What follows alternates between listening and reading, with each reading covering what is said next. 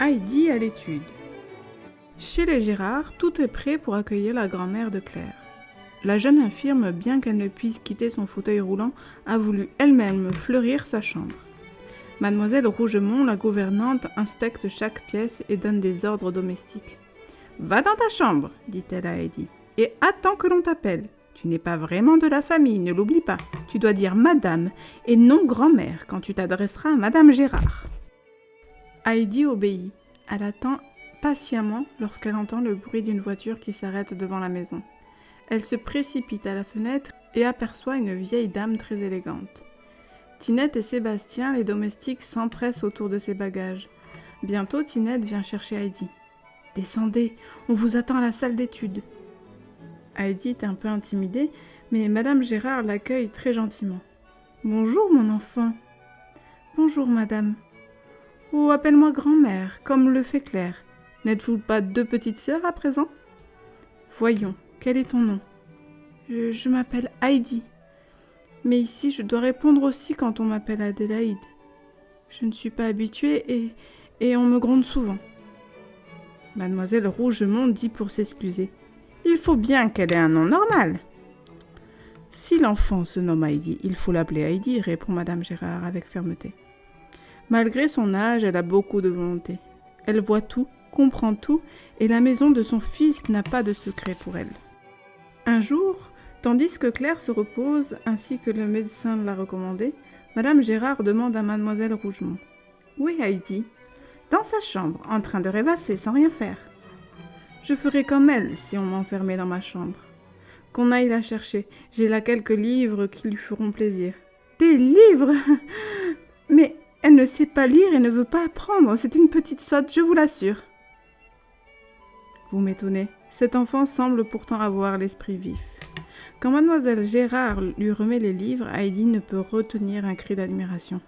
Oh, qu'ils sont jolis, quelles belles images! Tout à coup, sans raison apparente, elle se met à pleurer. Qu'as-tu ? Demande madame Gérard étonnée. Pourquoi pleures-tu ? Elle remarque que la petite regarde une image représentant une prairie, des chèvres et leurs gardiens, avec au loin le soleil couchant. Cela te rappelle quelque chose, aucun ? Oh oui, avoue Heidi. Je pense à l'Alpe, à mon grand-père, aux chèvres et à Petit Pierre. J'étais si heureuse avec eux. Un jour, le précepteur prie madame Gérard de bien vouloir le recevoir. Il veut lui apprendre une nouvelle à peine croyable. Je n'ai jamais vu cela de toute ma carrière. Notre petite Heidi saurait-elle lire ? C'est exactement cela, dit le précepteur, surpris de voir que la vieille dame a deviné. Heidi n'arrivait pas à reconnaître ses lettres et maintenant elle lit comme une grande personne. Eh bien, tant mieux. Je vous félicite, monsieur. Vos méthodes d'enseignement sont sûrement excellentes. Le meilleur des maîtres, n'est-ce pas un beau livre ? Maintenant Heidi sait bien qu'elle ne reverra pas de sitôt son grand-père. Tandette lui a menti pour l'attirer à Francfort. Heidi aime beaucoup Claire et comprend que sa présence fait du bien à la jeune infirme, mais son cœur est resté là-haut, à l'Alpe. Alors elle travaille doublement pour oublier le chalet, les fleurs, le soleil sur le glacier. Elle devient de plus en plus savante, mais elle sait maintenant parfaitement compter. Le précepteur est émerveillé par ses progrès. Heidi apprend vite et bien. Chaque jour, madame Gérard vient s'asseoir dans la salle d'études. Elle se réjouit de voir que Claire elle-même travaille avec plus de goût depuis que son amie est là. Elle retrouve sur la carte la haute chaîne de montagnes qu'elle regrette tant. Est-ce possible ? Les charmants villages de Mayenfeld et de Dorphy, les chalets, les glaciers, les prés fleuris et les cascades, tout cela est indiqué sur ce petit coin de carte. Heidi aime aussi beaucoup l'histoire naturelle. Dans ce domaine, elle est bien plus savante que Claire. Hélas, la jeune infirme n'a jamais couru dans les champs derrière les chèvres. Elle n'a jamais vu les papillons multicolores qui butinent les fleurs des montagnes. Elle ne connaît pas les plantes qui guérissent. Heidi, elle, allait les cueillir avec son grand-père. Et les champignons, on les découvre au pied des sapins ou dans les creux des roches, là où il fait sombre et humide. Elle les connaît tous, les bons et les mauvais, mais elle leur donne des noms qui ne sont pas dans les livres du précepteur. Ils sont moins difficiles à dire et tellement plus jolis. Parfois aussi, madame Gérard donne des leçons de couture et de broderie aux deux petites filles. Elle confectionne avec beaucoup d'adresse des robes et des tabliers pour leurs poupées. Pendant ce temps, la grand-mère raconte ou lit de belles histoires. Heidi souffre ou se réjouit avec les héros. Un matin, Madame Gérard remarque que le visage d'Heidi s'est assombri. On croirait même qu'elle a pleuré.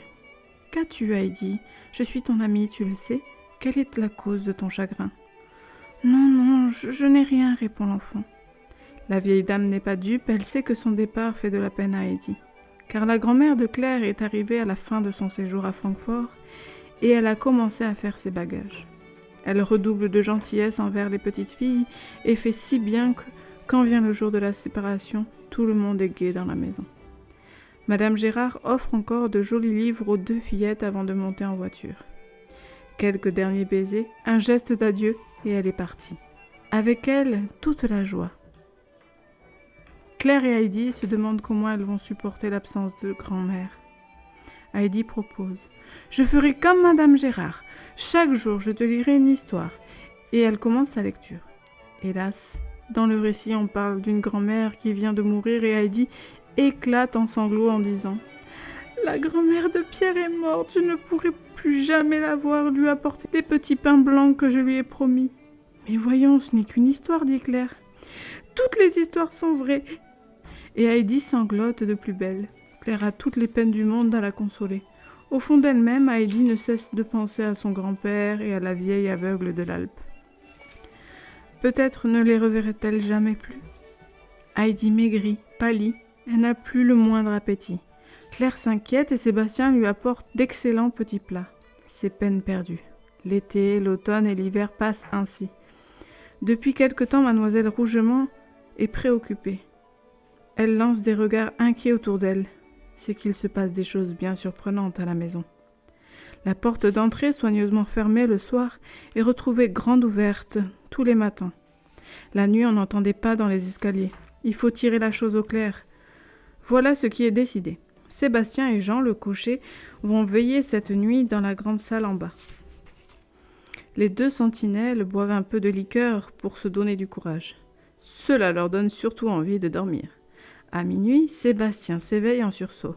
Il secoue son compagnon. En frissonnant, les 2 hommes ouvrent la porte du corridor. Un souffle d'air éteint leur bougie. Sébastien, épouvanté, voit que la porte d'entrée est grande ouverte. Jean recule brusquement et bouscule le valet pour rentrer plus vite dans la grande salle. Là, il rallume la bougie. Jean est tout pâle. « Sais-tu ce que j'ai vu ?» dit-il. « Une forme blanche qui est glissée dans le corridor. » Mademoiselle Rougemont écrit à Monsieur Gérard. Elle lui demande de rentrer au plus tôt. Sa présence est indispensable dans une maison où se promène un fantôme.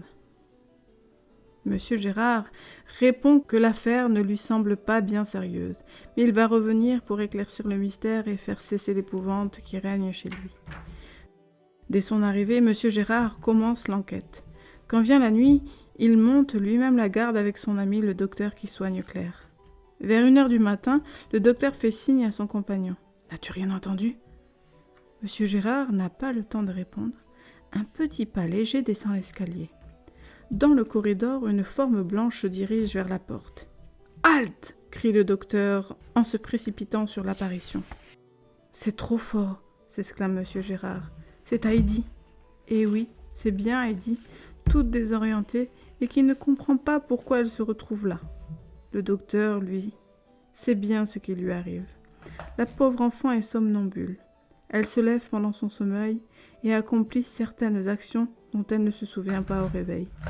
Le docteur sait aussi pourquoi elle ouvre la porte chaque nuit. Il connaît le chagrin secret de la petite fille. Alors, il écrit une ordonnance. Heidi doit retourner quelque temps dans ses chères montagnes, sinon elle tombera gravement malade. Claire pleure à l'idée de se séparer de son amie. « Mais non, dit Heidi, tu viendras avec moi, il ne reste plus qu'à faire tes bagages. »